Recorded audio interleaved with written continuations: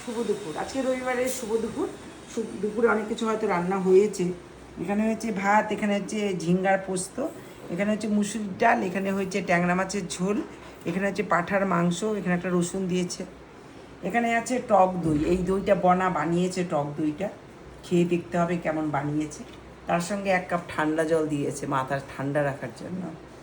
আজকে এইসবই রান্না হয়েছে।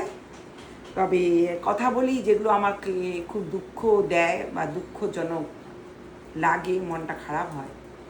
আমরা টিভির খবর দেখি, আমি তো বেশি দেখি, একটু বাড়িতে থাকলে খবরটা বেশি পছন্দ করি, খবরটা দেখি।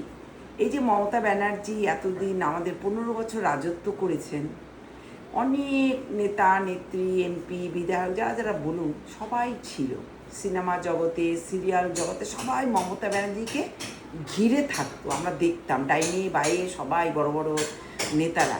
আর যেই হেরে গেছেন সঙ্গে সঙ্গে সবাই ছেড়ে একের পর এক চলে যাচ্ছে, দেখলে মনটা খারাপ হয়। মানুষ স্বার্থপর, স্বার্থ ছিল ততদিন মমতা ব্যানার্জিকে ঘিরে রেখেছেন, যেই স্বার্থ ফুরিয়ে গেছে সবাই মমতাকে ছেড়ে চলে গেছেন।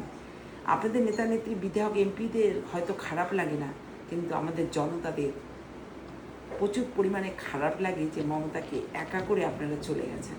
নমস্কার, শুভ দুপুর।